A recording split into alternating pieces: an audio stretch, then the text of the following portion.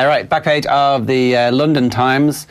Spurs sweep for 85 million sterling pair. Tottenham Hotspur have launched a remarkable double bid to sign Philippe Coutinho and Paulo Dybala before the transfer window closes tomorrow. The wage demands they're pointing out are going to definitely be an issue because obviously Dybala's deal fell apart at Man United because he wanted 350 grand a week. They also have an interesting detail here that the deal fell apart because it was complicated by his image rights being owned by a third party, and that was one of the issues that hindered Manchester United's attempts to sign him too. Barcelona paid up to 142 million to Liverpool for Coutinho in January last year. That is some haircut they're going to be taking on that because you can have him for 21 million apparently on loan for a season. It's quite a lot for a loan, and you're not really actually getting anything out of it then. Like you're looking at Barcelona's recruitment over the last couple of years. It hasn't been amazing, has it? It's been terrible. It's really been terrible. For a team who have Leo Messi at the peak of his powers at the end of his career, not to build a good team around him that you can compete properly for Champions League. Because they haven't been realistic competitors with Champions League. No. Maybe if they've beaten Liverpool. Who knows? Like you look at what they spend on Ousmane Dembele as well, who I think will actually be an excellent player. Like you want the sort of instant gratification of that transfer fee. And if you're not going to get it, at least you're going to get it in the long term. But with Philippe Coutinho, you're getting absolutely nothing in the long term, it seems. It's been a bit of a disaster for them. Like, that's why I don't agree with your point on Eriksen, that he is just guaranteed a big money move at some point next season. Have big clubs not got burnt by this sort of big profile, he is certainly going to fit into the team. Like, is there not an attitude problem from somebody who actually says, I'm actually going to wait out this contract? No. I mean, Christian Eriksen his profile isn't the same as Alexis Sanchez, where, you know, he was the only player at the club carrying the team on his shoulders and was absolutely exhausted. He's not going to be flying off to the Copa America or the African Cup of Nations. He's going to be playing European football week in, week out. He's come through the Ajax system. It's like he's perfect. He'll be 28 next year. It's the perfect free transfer. Just sit it out. Play your football this season for Spurs for the rest of the time. Don't be taking the Man United job just because, like, Spurs need 50 million to pay for this crap. Sit it out. The Irish Examiner this morning leads with "In the Crosshairs." It's a picture of Peter Keane in Park Dalton, Tyrone eyeing Kingdom semi from way back, and Keane preaches patience to green and gold starlets. There's some interesting stuff in Kerry Tyrone in the Irish Examiner this morning. That's the perfect Irish Examiner story the week before a Kerry Tyrone game, isn't it? How do you mean? Whispers from Tyrone that all along, all Tyrone wanted was Kerry. Will we get into this now? Yeah, why not? Come on. Declan Bogue's got a great piece on page 3 of the Sports Supplement in the Irish Examiner this morning. And so all of Kerry is reading it going, oh my God, now they're worried. Now that little, hang on a second, what did Tyrone do to us in the noughties? Just a shiver down their spines. When I was reading this morning, I was like, oh God. Oh God. Why did I predict Kerry to win yesterday? So it goes like this. Amazing the things you pick up while out and about. On the sidelines of a club pitch last weekend, a former Tyrone footballer let something slip. This player in question would still be close to the action, close enough to hear the odd snatch of gossip in any case. He held that since Tyrone beat Cork in the second round of the Super 8s and therefore qualified for the All-Ireland semi-finals, the only thing they heard in the training ground was Kerry, Kerry, Kerry. It kind of got that similar sense of the possessed men that mauled him in 2008, to be quite honest with you. Comparing the team sheets he talks about this weekend, it gives you a sense of the transformation of both teams in 4 seasons. So the last time they played in Championship football was 2015. It was an All-Ireland semi-final. It was a close game. They were level late on in the game. But I certainly felt, call this arrogance if you want, I certainly felt that there was never a moment when he thought Tyrone were actually going to win this game. There might have been a chance that Kerry might have done something stupid and lost it, but I never felt Tyrone were good enough to win it. That comes from an experience, that comes from the fact that Kerry were actually they were grizzled veterans at that time, really. It was, you look at some of the names at Bogue Road Street that they've left in terms of retirement. You've got Brendan Keeley, Mark O'Shea, Anthony Maher, Johnny Buckley, Donncha Walsh, Gooch, and Kieran Donaghy, who was, of course, captain that year. Then on the bench that day, the likes of Fionn Fitzgerald, Brian Sheehan, Darren O'Sullivan, Aidan O'Mahony and Barry John Keane, all gone. And then Jonathan Lyon and Killian Young, they're still on the panel but have kind of gone more into the background. Whereas, if you look at the likes of Tyrone, you've got the 2015 All-Ireland winning team, But then from the retirements, it's only Colin McCarron, Justin McMahon and Sean Kavanagh who've gone. Then Mark Bradley is on a year out while injuries have halted Ronan McNabb's career. So straight away you can see there's been a huge amount of transition in the Kerry team, not much from the Tyrone team whatsoever. And he talks about Peter Donnelly, who is going to work with Ulster Rugby as soon as this summer ends. This was seen as a big coup for Ulster Rugby. This is seen as bad news for Tyrone. And I'll tell you why. Like he was basically working with the underage players in Tyrone at the end of 2014. And after the return of them from their team holiday this year, I think they were in Thailand, they came back completely out of shape as to where they were at 12 months previously. But from what Bogue is suggesting here, this guy absolutely ran them to the ground, has a sensational strength and conditioning program on these players. That's why they kind of started the league so poorly and had an in and out league campaign. But these guys, he talks about the cheekbones and the running power of the Tyrone players, which are noticeable, and that they have that upper hand over Kerry this weekend. 4 years ago, it's going to be quite a different story if you're reading this article and believing it. Like, you talk about this statistic as well. 13 Kerry players in line to make their All-Ireland semi-final debut this Sunday. 13 players have never played in an All-Ireland semi. Like, this is going to be a great team. I really believe that. But it's Tyrone. This is a team that have not won in Croke Park since the day they destroyed Galway 2 years ago in that All-Ireland quarter-final, when Donaghy did all the damage on a fellow who was making his debut at full-back. So basically, you're terrified. A little bit. I'm rattled. I'm rattled after reading this. I'm not sauntering up to Croke Park on my Liam Gallagher walk this weekend. That's for sure. You would have been until you read that, though. You're just coasting through life going, sure. I mean, we just need to worry about ourselves, right? I had a suspicion that this would turn into a game where forwards would actually thrive, which doesn't seem very Tyrone.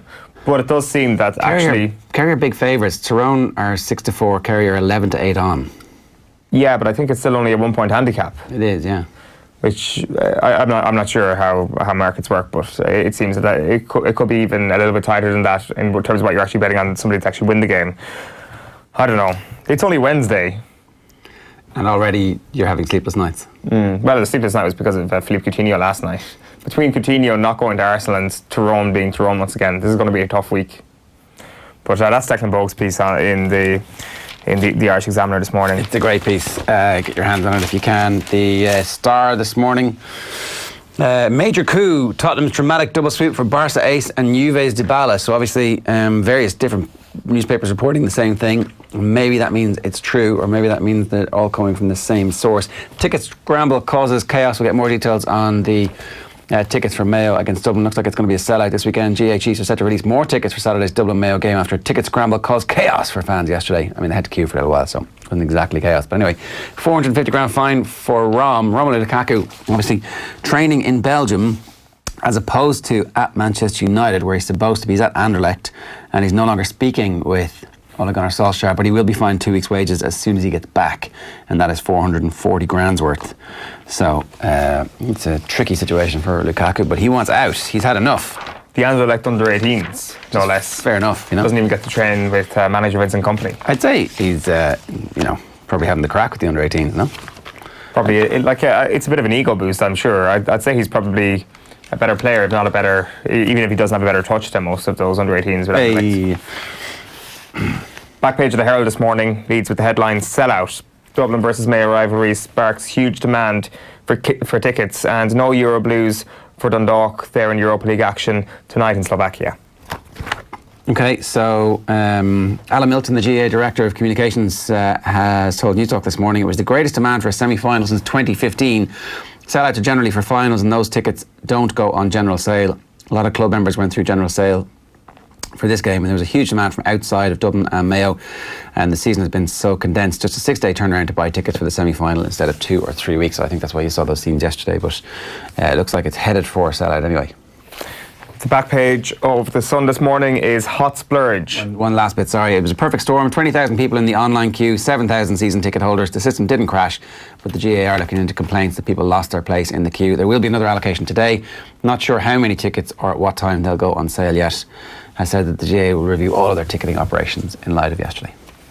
So as I say, the Sun goes with hot splurge. Spurs shock raid for £65 million Dybala and Poch and join us call to Coutinho. And then you've got Ramru fired up. He's talking with his Derby jersey there yesterday.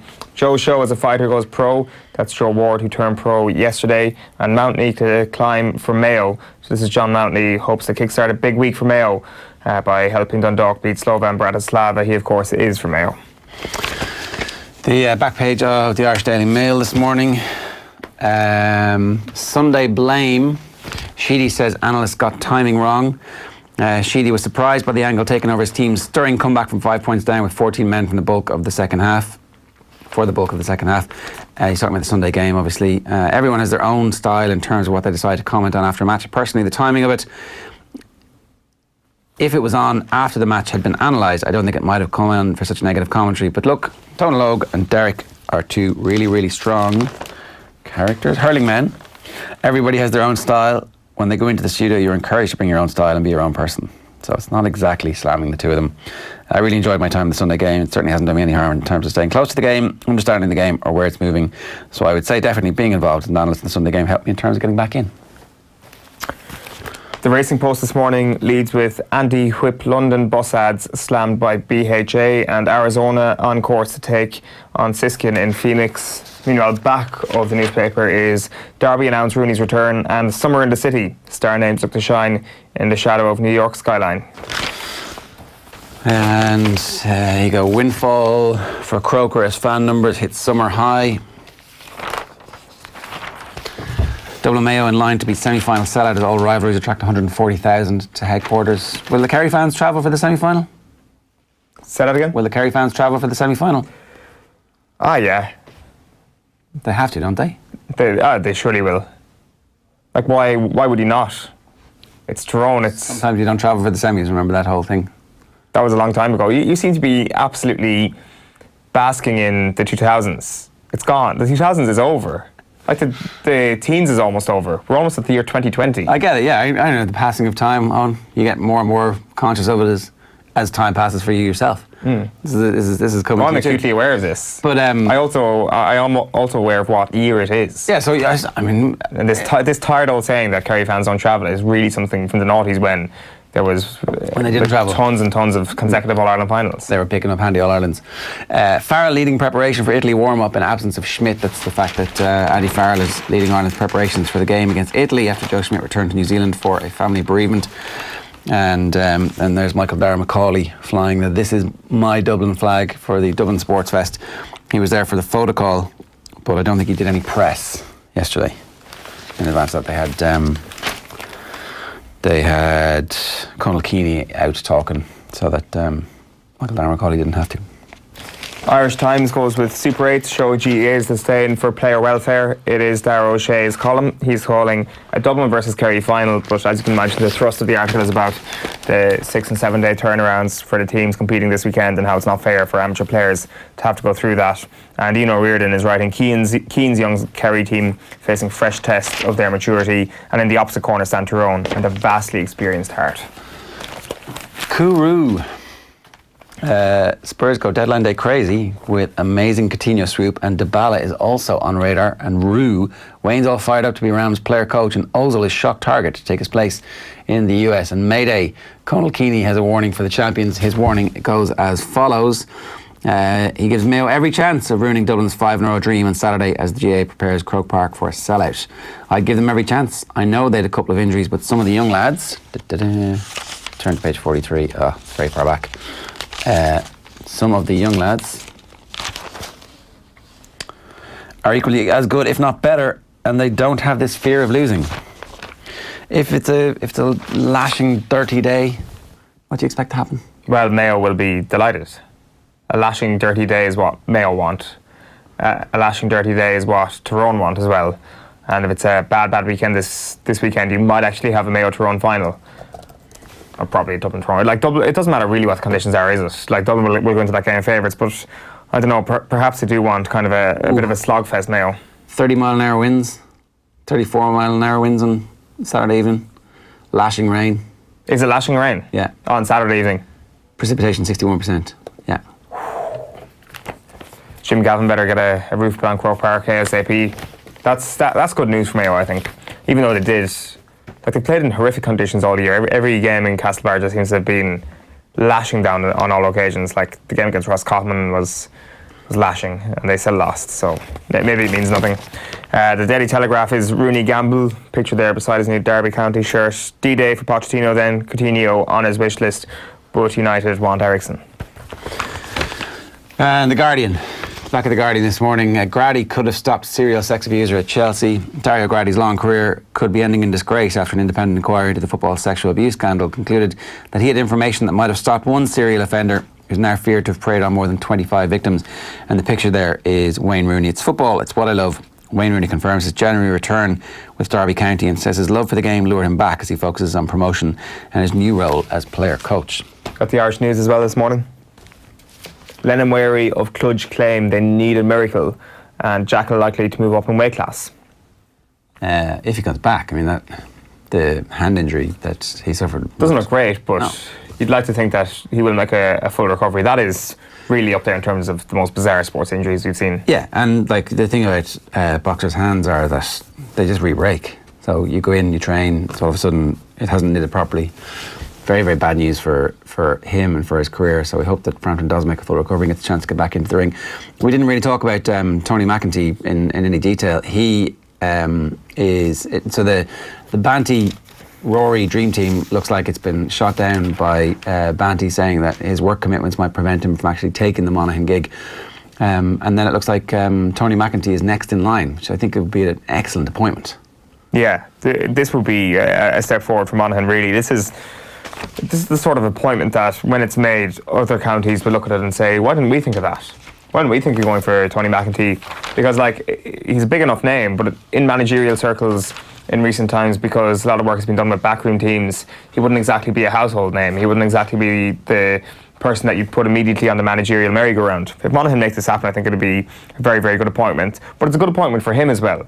Like, they got to an All-Ireland semi-final last year. The team hasn't changed that much. It was a bit of a down year for them. They need a fresh voice. Malachy O'Rourke did a great job, but Tony McEntee can be that fresh voice that they need, like, and get back to that level. So I think this is a win-win for everybody involved. And really, if it's a choice between that managerial pair and Tony McEntee, I'd actually be kind of leaning towards McEntee at this point. So McEntee versus Jack O'Connor, say? McEntee versus Jack O'Connor, given Monaghan's position at the moment, I would say McEntee. But what I would say is that Jack O'Connor would be a much better fit for Monaghan than he would be for Kildare, because I do think that this year was an underachievement for Monaghan. Last year was where they can get to, and perhaps can get to again. Like, if Jack O'Connor's got players like Conor McManus at his disposal, Carl O'Connell at his disposal, Niall Kearns at his disposal, they're outstanding players. They're all-star calibre players that Jack O'Connor can get the best out of. How many all-star calibre players will Kildare have? Now, it's something that you made the point yesterday, and I think it was actually in relation to Paul Galvin, but it's perhaps true with Jack O'Connor, that if you do have players like Daniel Kelly who aren't in the squad, and they see someone like Jack O'Connor, multiple All-Ireland winner, Flynn as manager, Daniel Flynn, what did I say, Daniel Kelly, Niall Kelly would be the other one, then they're more likely to come back. And like, I think that's true for Galvin. I think it's true for O'Connor. It's true for any big name that comes into a squad. So he can have that effect with Kildare to actually get a couple of all-star calibre players into that team. Yeah, I don't know. It's just hard to know exactly, like, the point about Anthony Moyes made the point about what's the identity, what is Kildare's identity what is the philosophy that they have, and like, Dublin have one, Kerry have one, Mayo have one, Donegal have one, and Tyrone have one. And they're the teams who, at the start of the year, think we're going to make progress this year. Everything that we do is aiming towards the same conclusion. And you just don't feel like all of these other teams who are in the gloop of nothingness, that is the bottom of Division 1, the top of Division 2, the bottom of Division 3, all the way down, is like, well, what are we trying to be? What is our identity? And I don't know, maybe Jack O'Connor will come in and establish that. And it would be good to hear that, but like, I suspect we won't hear that much from Jack. It's kind of how I would expect this all to go. Maybe he'll write another book when he's Kildare manager. Maybe. I mean, you get like, what do you want the Kildare identity to be?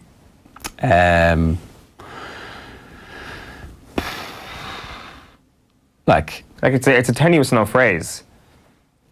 I'd like there to be a style of play that the senior team has, that the under-20s team has, that the under-17s has, that it, like, this is who we are, this is how we play. So I would say that the success of Donegal has been that it has managed to meld the modern game with their own running style, because that's what Donegal football tended to be. Brendan Devaney explained that it's so windy up there, you have to keep possession of the ball, you don't kick it away. That's how our football style evolved. Like, okay, well, that makes a little bit of sense. I don't know if we have a similar one, but certainly Kildare's success always came with running the ball. That's who we were, and that's what the supporters understood. Our ambition was, we're going to keep possession and we're going to pass through you and we're going to score. And I would like somebody to come in and go, okay, well, that's what your philosophy is, that's what your club football is. We're going to look at how that can be successful in the modern day. And we can actually also have our big full forwards in there who we can lump all in Larry, good quality ball into, because they're great. What are the wind speeds like in Kildare? On the Curragh, it gets up. Not a lot of cover. Just move Newbridge to the Curragh and you're absolutely sorted. It's not that far away.